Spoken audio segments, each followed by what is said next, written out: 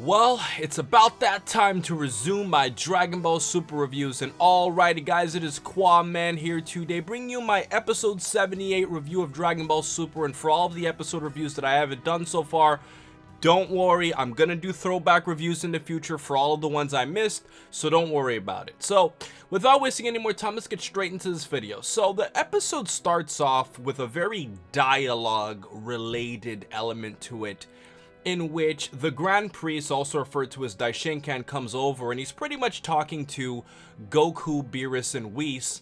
And in the process, he's telling them about the tournament itself. And I found it very interesting how there's pretty much going to be two tournaments that are going on. You're going to have one that's like a little mini exhibition tournament to kind of entertain the future Zeno, because he didn't witness, the Universe 6 tournament itself. And then you also have the full-on tournament with all of the 10 fighters, in which, obviously you're going to have one side pretty much eliminate the other one at the end, where all of the universes are pretty much going to be erased. And the thing I found interesting about all of this is that if the future Zeno is not really aware of, the whole Universe 6 tournament and all that stuff, couldn't he have found archives of the fight, considering Gowasu was able to watch it on television? That's kind of something I was kind of surprised with. I thought it would still be feasibly possible for him to watch it in some way or another, but maybe he just wants, the person-to-person excitement of watching it live. Now, we move on to the interesting part of this episode, in which Goku's trying to collect who he's going to have fight. And obviously, because Bulma is pregnant, Vegeta's not going to go fight, and Goku has to pretty much settle on his son and Majin Buu. And I thought it was kind of cool how, when Mr. Satan, Hercule, whichever you want to call him, Mark, when he was pretty much with Majin Buu, Goku pretty much skips him and completely avoids him and goes straight up to Majin Buu to ask him to join in on the fight. And there was this whole dialogue where Hercule's saying Buu will only do this if if I allow him to, and stuff like that, kind of showing the, I guess you could say, the very childlike personality of Majin Buu, where he's kind of restrained by all of these people who are, even many of them are actually weaker than him, with the exception of a few others. But with his naughty, childish behavior, he's, pretty much able to be disciplined by others. And I found that was kind of interesting. And the cool thing about all of this is when we see a scene where Goku is talking to Gohan, and he's talking to him about how, whoever loses is pretty much going to have the universe erased. And Gohan's pretty much like, well, not everybody knows this, right? And Goku's like, nope, it's just the two of us. And I found that was kind of cool, because you're kind of seeing that Gohan, just like in Dragon Ball Z, and even in Dragon Ball G2 to a degree in the movies, he's kind of putting his natural instinct of not being a fighter aside for the greater good, in the sense that you see Pan and Videl in the background kind of having a good time. And that was a very happy, positive scene to kind of see how Gohan's looking behind himself, and he's like, that's what I'm fighting for. And I thought that was a great moment, probably the best moment of this episode. And these characters obviously go towards meeting up with Zeno, and they're pretty much having an introduction of what all the characters are gonna do. And they decide that Basil, who's pretty much, if you guys are not aware, a basil is an actual type of herb, and I guess that's the new scheme that Toriyama's going to be putting in for these fighters who are all wolf-like, and he's going to be fighting against Majin Buu. But typical Deus Ex Machina, you always have to find a way to, either get Buu out of the story or keep him in the story. So Majin Buu is asleep, but to my surprise, Hercule gave him chocolate.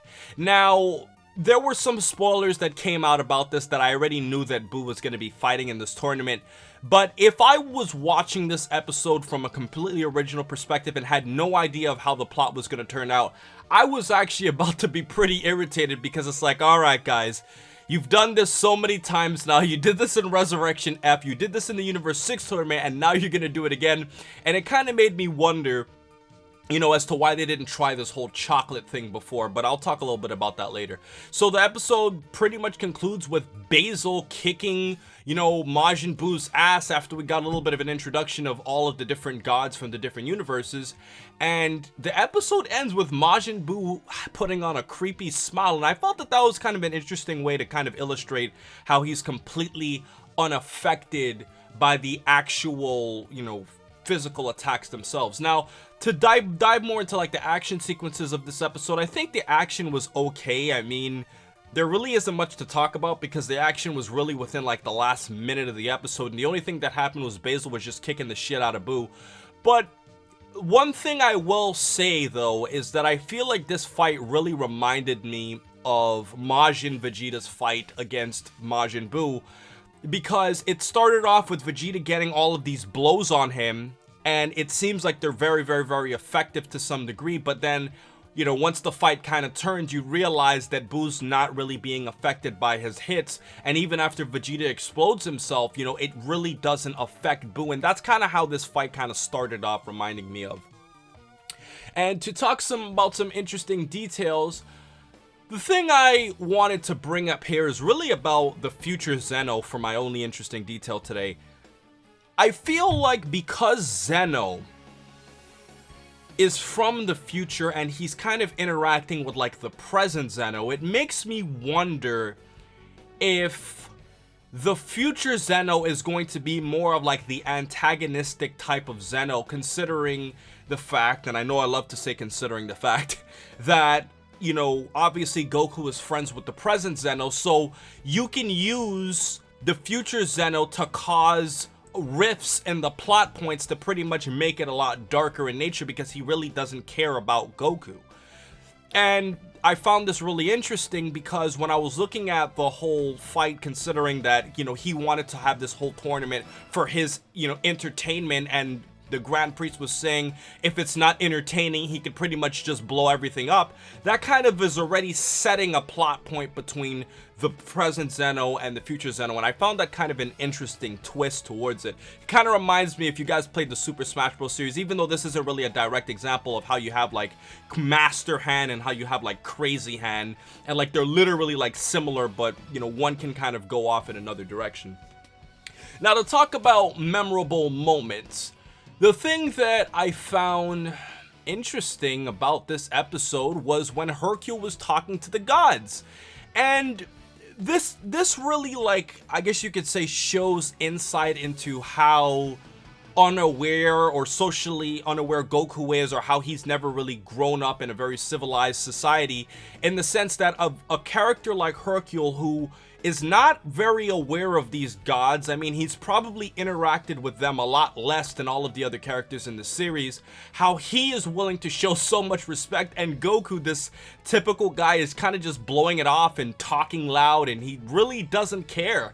And to a degree, Goku's willingness to not care probably made him friends with Zeno, because of the fact that, in a sense, he isn't like kind of bowing down to Zeno the way everybody else is, and he's kind of just treating him like a normal human being. And I found that kind of an interesting twist with Mr. Satan Hercule in that moment.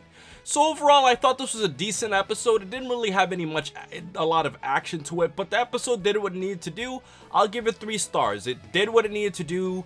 The action and the animation was decent, and to comment on the intro, since I haven't really talked about that yet, I think the new intro for Dragon Ball Super is amazing. Like, as a matter of fact, I think it's one of the best intros in all of Dragon Ball so far. Like, it's just so energetic and exciting to watch.